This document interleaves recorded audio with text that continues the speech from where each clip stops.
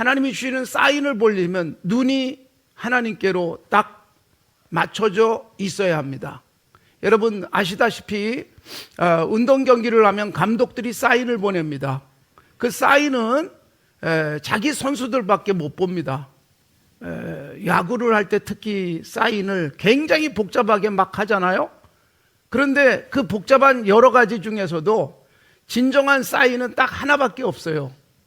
여러 가지 복잡한 사인을 보내는 것은 다른 팀이 읽을 수 없도록 하기 위한 것입니다. 그러니까 하나님이 내게 주시는 사인은 우리 하나님의 자녀들밖에 볼 수가 없는 거예요. 세상은 아무리 사인을 보내도 알지 못하는 것입니다. 하나님이 우리에게 주신 사인 중에 최고의 사인, 그래서 교회의 사인으로 쓰여지고 있는 게 뭐예요? 십자가잖아요. 십자가를 보고 제대로 사인을 읽어내는 사람은 많지 않습니다. 결국은 영적 눈이 필요한 것입니다. 자, 누구나 눈 뜨고 있다고 해서 보는 것은 아닙니다. 어떤 사람은 봐야 될 것을 못 보고 지나갈 수도 있어요. 어떤 사람은 아무것도 보이지 않았는데 정말 그 깊은 곳을 보기도 합니다. 오늘 주님께서 태어날 때부터 맹인된 사람의 눈을 활짝 뜨게 해주신 사건이 있습니다. 이것은 단순하게 태어나면서부터 보지 못했던 사람이 불쌍해서 눈을 뜨게 해준 것이 결코 아닙니다. 이것을 통해서 주님에 대해서 눈 뜨지 못한 사람들에게 매우 심각한 도전을 주고 있는 것입니다. 그래서 요한복음 9장에서 눈을 뜨게 해주고 그러고 난 다음에 제자들이 이 눈이 태어날 때부터 못 본 것이 누구의 죄입니까? 라는 쓸데없는 것에 관심을 갖고 있는 제자들의 그 초점 맞추지 못하는, 사인을 제대로 알지 못하는 제자들, 아직도 멀었다는 것을 보여줄 뿐만 아니라 그 다음에 큰 도전을 주잖아요. 그 예수님을 보면서도 시비거리로 삼고 비난하고 있는 종교 지도자들, 그들에게 큰 도전이 뭐냐 하면 마지막으로 주시는 말씀이에요. 그래서 그들이 이렇게 묻습니다. 우리도 맹인인가?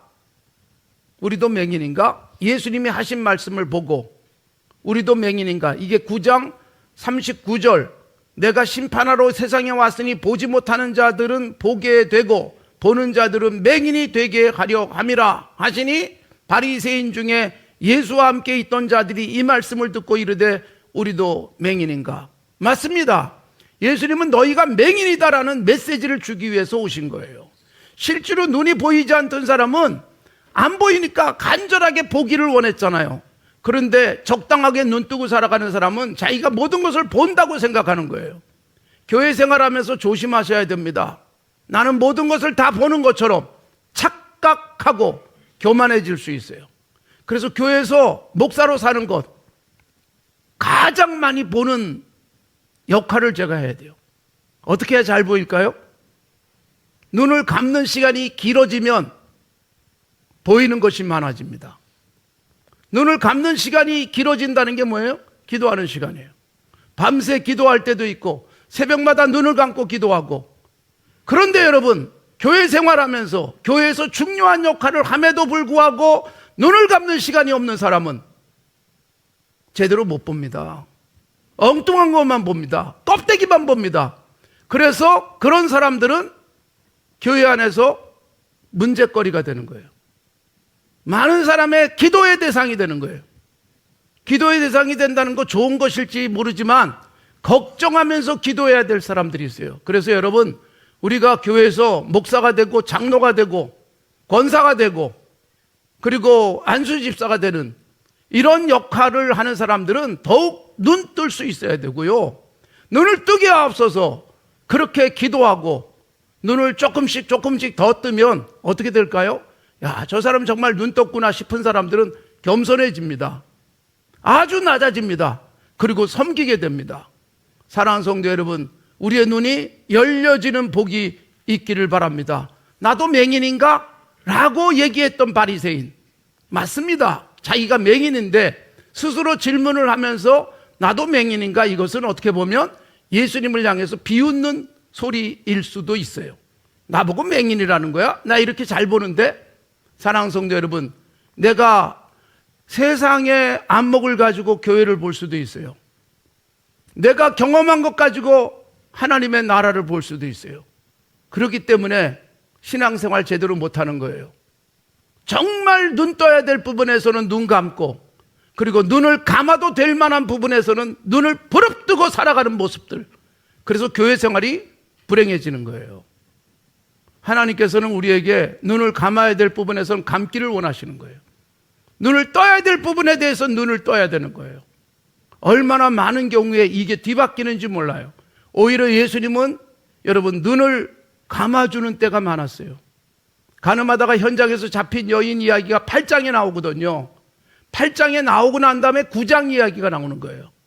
가늠하다가 현장에서 잡힌 여인의 죄를 보고, 그리고 그를 끌고 온 사람들, 예수님도 어떻게 하면 난처하게 만들까라는 생각을 가지고 나온 사람들, 그들은 여러분 무엇만 보는 거예요?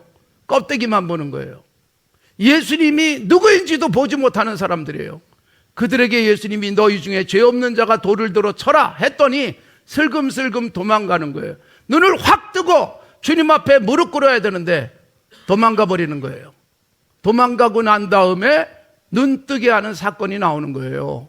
그러고 난 다음에 바리새인들의 모습이, 우리도 맹인인가? 사랑하는 성도 여러분, 교회에서 내가 어떤 직분을 갖고 있는가에 따라서 나는 눈을 더 뜬 사람이라고 착각하지 마십시오. 정말 심각한 것은 땅의 교회는 오히려 어떻게 보면 중요한 일을 하면 할수록 눈을 못 뜬 채 살아가는 경우들이 훨씬 더 많습니다. 그래서 기도를 많이 하셔야 됩니다. 난 바빠서 기도 못해.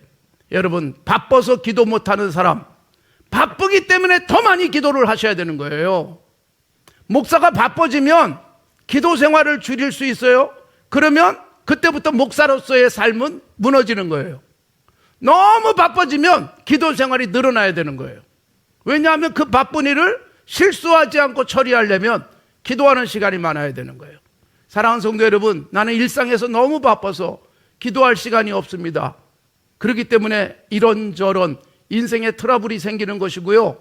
문제 앞에 부딪히는 거예요. 그리고 문제가 생겼을 때 지혜롭게 처리를 못해서 문제가 더 큰 문제를 만드는 겁니다. 기도하면서 차분하게 하나님 앞에서 자기를 살펴보고, 그리고 하나님의 뜻을 살피는 사람은 굉장히 큰 문제가 왔는데 담담합니다. 왜요? 남들은 보지 못하는 걸 보기 때문에. 문제 앞에서 문제를 보는 게 아니라 문제 너머를 볼 수 있기 때문인 것입니다. 사랑하는 성도 여러분, 생각이 바뀌고 눈이 열리시기를 바랍니다. 그래서 봐야 될 것을 제대로 보는 우리 모두가 되어졌으면 좋겠습니다. 시력 교정을 합니다. 저로 안경을 쓰고 있습니다만, 말씀드렸듯이 노안이 오면서 눈이 훨씬 더 좋아졌습니다. 그래서 잘 보고 살아가요.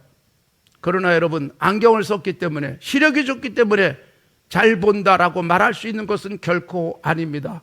영적인 시력이 필요한 것이기 때문에 예수님께서는요, 요한계시록 3장에서 라오디게아 교회를 향해서 너희는 부자다, 너희는 잘 본다라고 말하지만 내가 라오디게아 교회를 향해서 권한다. 금을 사서 부유하게 하라. 벌거벗고도 벌거벗은 줄 모르는 라오디게아 교회를 향해서 옷을 사서 입어라. 그리고 여러분, 안약을 사서 눈에 발라 보게 하라. 그러니까 라오디게아 교회는 모든 것이 괜찮다고 생각했지만 요한계시록 2장과 3장에 나오는 7교회 중에 책망만 받고 칭찬받은 게 하나도 없는 교회가 라오디게아 교회입니다. 우리는 부자야. 우리는 모든 것을 다 갖고 있어. 그런데 주님이 볼 때 어때요? 그들은 벌거벗었어요. 그들은 여러분 가난했어요. 그들은 보지 못했던 거예요. 그래서 안약을 발라서 보게 하라. 사랑하는 성도 여러분, 우리의 눈이 본다고 다 보는 게 아니에요. 뻔히 보이는 것도 못 보는 사람이 있어요. 그리고 남들은 못 보는 것들을 탁탁 보고, 그리고 그것을 통해서 깨우침을 받는 사람들이 있습니다. 목사로 살아가면서 계속해서 눈 감는 시간을 많이 갖는 이유는 하나님께서 보여주셔야 될 것에 대한 기대 때문입니다. 눈을 감았더니 보이기 시작하는 겁니다. 세상에 대해서 눈을 감으니 하나님의 나라가 보이는 거예요. 그런데 여러분, 교회 와서 눈을 똑바로 뜨고, 그리고 비판하지 말라는 주님의 말씀, 이건 기억도 못한 채 남의 허물만 지적하고 살아가는 사람들, 교회 생활을 가장 불행하게 하는 거예요.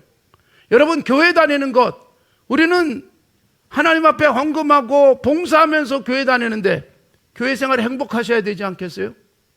교회만 다녀오면 부부 간에 불평을 나누고, 교회만 다녀오면 마음이 불편하고, 이보다 더 불행한 인생은 없는 거예요. 교회 안 다니는 사람들은 얼마나 행복하게 사는데, 돈만 가지고도 행복하고요, 친구들하고 술 한잔만 해도 행복하고요, 맛있는 밥을 먹고 행복한 거예요. 그런데 예수 믿는 사람들이 교회를 힘들게 나와서 교회 왔다 간 것 때문에 불쾌하고, 그리고 기분이 일주일 동안 안 좋고, 다음 주일 가서 봐라 내가 어떡하나 이러고 산다면 이보다 더 불행한 일이 어디 있겠어요? 사랑하는 성도 여러분, 제대로 눈을 떠야 교회 생활도 행복해지고, 제대로 눈을 떠야 인간 관계도 좋아집니다. 오늘 우리의 눈이 제대로 뜨고 있는지 살펴보십시오. 예수님께서 부활하신 다음에 제자들에게 나타나시잖아요. 예수님이 아무리 말씀을 하셨어도 깨닫지 못하는 제자들, 예수님이 죽는다는 게 무엇인지, 부활한다는 게 무엇인지 알지도 못했던 제자들, 눈이 제대로 뜨이지 않았던 거예요. 그래서 예수님이 잡히실 때 제자들은 도망갑니다. 이미 다 주님이 백신을 맞춰 주셨거든요. 예방주사를 놔주셨잖아요. 내가 잡힐 거야. 그러나 그걸로 끝나지 않아. 나 죽을 거야. 그게 마무리가 되는 게 아니야. 부활이 있어. 그랬으면 깨달아야 되는데 못 깨달은 거예요. 그래서 도망가고 무서워하고 숨습니다.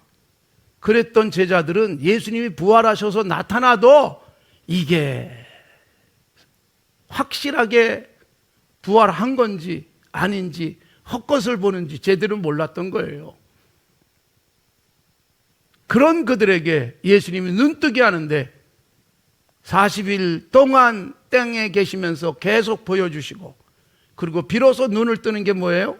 성령 충만을 받고 나서야 눈을 뜨잖아요. 불의 혀같이 갈라지는 것이 보였습니다. 그게 사도행전 2장의 모습이에요. 남들은 못 보는 것을 보기 시작하는 거예요. 교회 생활이 뭐예요? 세상 사람들은 못 보는 천국에 보여야 교회 생활이 행복해지는 거예요.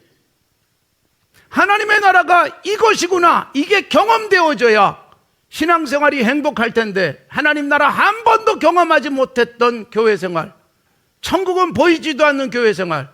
그래서 교회 와서 하나님의 나라를 보는 것이 아니라 라이온스 클럽에 간 것 같은 모습으로 갈등하고 대립하고, 그리고 이것저것 따지고 그러면서 스스로 무너지는 모습일 수 있습니다. 교회 생활을 하면서 얼굴이 환하게 빛나는 사람, 늘 행복한 사람이 있고요, 예배 시간에조차 얼굴이 환하게 밝지도 못한 사람들이 있어요. 사실 목사의 눈엔 그게 보인단 말이에요. 이 순간 표정을 어떻게 해야 될지 굉장히 고민스러울 것 같습니다. 목사의 눈에 보인다고요, 그게. 아, 저 사람은 지금 앉아서 예배를 못 드리고 있구나. 야, 저 사람은 지금 말씀을 못 듣고 있구나. 저 사람은 막 귀를 틀어막고 있구나. 이게 보여요. 사도행전 7장에서 스데반의 말을 들으면서 귀를 틀어막습니다. 왜요? 양심에 찔리니까. 안 들으려고. 그런다고 안 들려요? 사랑하는 성도 여러분, 교회 생활이 행복해지시길 바랍니다. 눈이 뜨야 행복해집니다. 아하, 주님이 이러셨구나. 아하, 내게 이런 걸 주시는구나. 그렇기 때문에 영적 눈 뜨는 것은 그 어떤 것보다도 중요합니다. 예수님께서 부활하시고 제자들에게 자주 나타나세요. 40일 동안 계신 것은 제자들로 하여금 보고 증인이 되도록 하기 위한 거예요. 사도행전 1장 8절이 뭐예요? 내 증인이 되라. 증인은 뭐예요? 내가 봤다라고 말하려니까. 그러려니까 주님이 자꾸 보게 하시는 거예요. 나 봤어. 몇 번이나 봤는지 몰라. 뭐 이런 거를 말하도록 하기 위해서 나타나 주신 것입니다. 부활하셨다는 소식을 듣고도 낙심한 채 엠마오로 내려가던 두 제자가 있었습니다. 12제자 중에 두 사람은 아니었던 것으로 보입니다. 예수님의 70명의 제자 중에 두 사람이었을 가능성은 높습니다. 그들이 엠마오로 내려가는 거예요. 낙향하는 거예요. 예루살렘을 등지고 내려가는 거예요. 삶의 현장을 등지고 내려가는 거예요. 나의 삶의 사명지를 등지고 내려가는 거예요. 주님이 그들에게 나타나셨어요. 그래도 다행스러운 것은 두 사람이 내려가면서 무슨 얘기를 해요? 예수님 얘기를 하는 거예요. 두 사람이 예수님 얘기하는데, 아이고 그렇게 십자가에 죽을 줄은 몰랐어. 사람들이 뭐 예수님 살아났다고 하는데 믿을 수가 없어. 그런 얘기하면서 내려가는 거예요. 그런 얘기하는 그들에게 예수님이 나타나시잖아요. 그래도 다행스러운 것은 신앙이 그렇게 없어도 예수님 얘기하고 있다는 것은 다행이었어요. 그들에게 예수님이 나타나셔서 대화하면서 길을 가십니다. 그런데도 예수님인 줄 알지 못한 것입니다. 예수님과 대화하고 있으면서 예수님인지도 몰라요. 결국 예수님이 저녁이 돼서 그들에게 떡을 떼어 주실 때 눈이 활짝 열려서 예수님인 줄 알았을 때 예수님이 이미 떠나셨어요. 사랑하는 성도 여러분, 오늘도 주님 안에서 눈 뜨는 복이 있길 바랍니다. 아하, 어제도 그렇게 하신 거였구나. 아하, 10년 전에 그 일이 나는 풀리지 않은 채 살아왔는데 그런 역사가 있었구나. 아하, 그것이 내게 복이었구나. 이걸 뒤늦게 깨닫는 거예요. 그 당시 깨달았으면 얼마나 좋겠어요. 그러나 조금씩 지각을 하더라도 뒤늦게라도 눈 뜰 수 있다는 건 복입니다. 사랑하는 성도 여러분, 눈을 떠서 볼 수 있는 은혜가 있기를 바랍니다. 열왕기하 6장에 보면 엘리사 선지자가 도단성에 있었습니다. 아람 군대가 엘리사 선지자를 잡아서 죽이기 위해서 밤사이에 기습작전을 펴서 완전히 포위를 했습니다. 왜 그렇게 엘리사를 잡으려고 했는가?